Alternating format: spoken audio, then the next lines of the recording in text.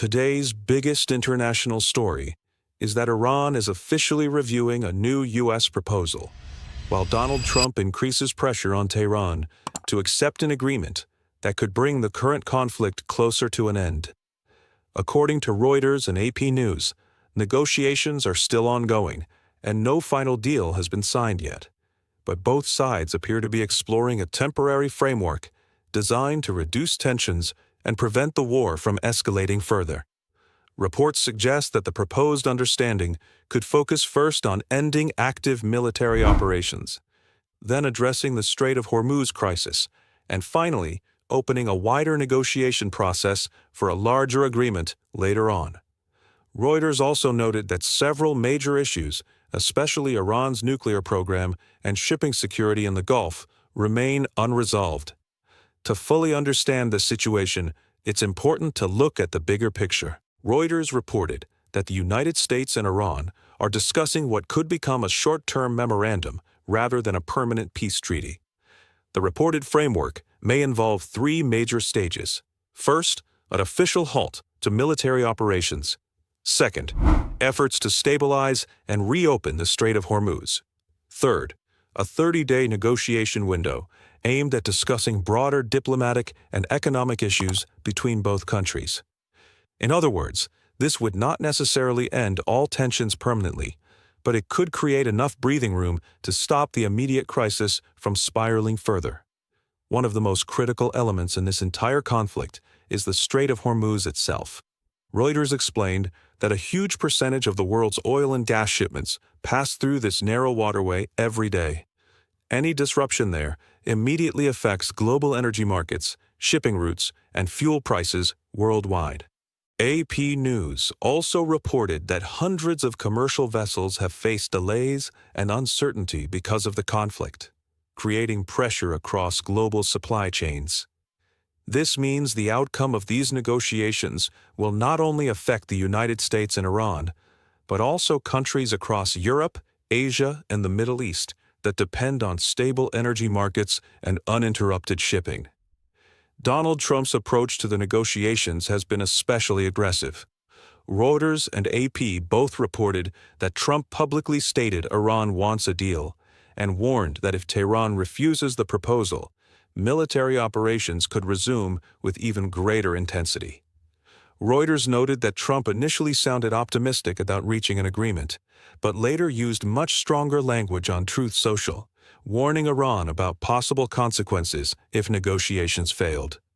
AP News described the strategy as a combination of pressure and diplomacy, where military threats are being used alongside negotiations in an attempt to force rapid concessions from Tehran. Iran's response, however, has been much more cautious. Reuters reported that Iranian officials confirmed they received the U.S. proposal and are currently reviewing it before delivering an official response. AP News also described Tehran's reaction as careful and skeptical rather than enthusiastic. Reuters further reported that Iranian lawmaker Ebrahim Rezai described the proposal as looking more like an American wish list than a balanced agreement. This indicates that Iran still has major concerns regarding sanctions, military pressure, and long-term guarantees from Washington. Publicly, Tehran appears unwilling to show weakness or desperation while negotiations continue behind closed doors. Another major part of this story is the role of mediation.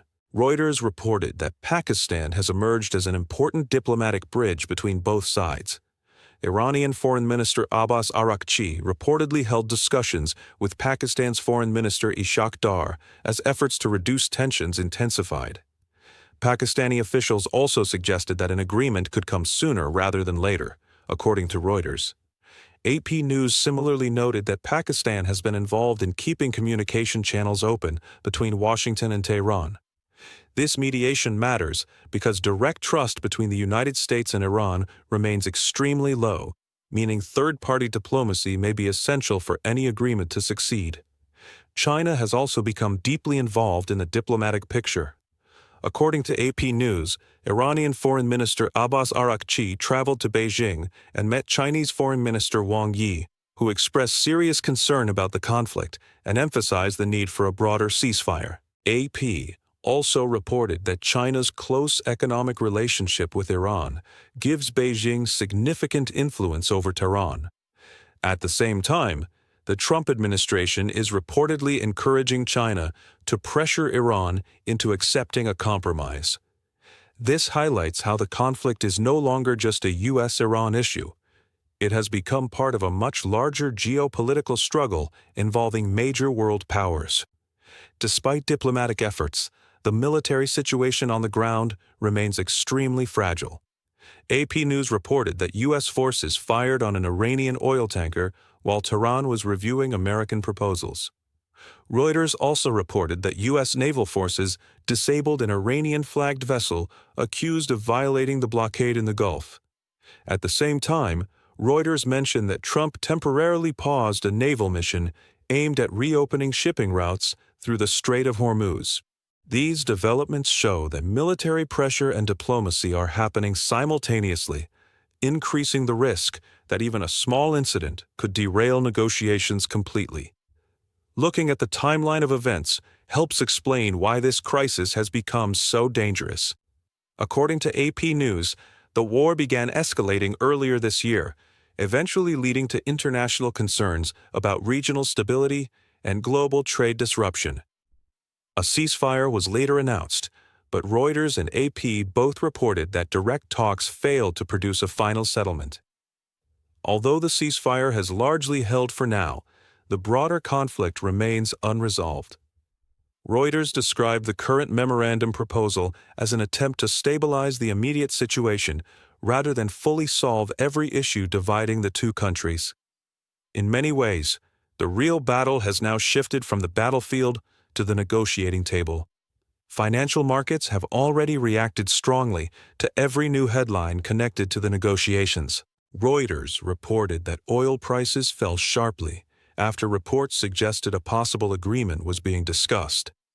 Brent crude futures reportedly dropped significantly before recovering part of the losses later. Investors around the world are watching these negotiations closely because any breakthrough could stabilize global energy supplies, while any collapse in talks could trigger another major surge in oil prices and shipping costs. AP News also highlighted concerns that uncertainty in the Strait of Hormuz could continue disrupting global trade unless a clear diplomatic solution is reached soon. Another major question is what exactly this potential agreement would contain.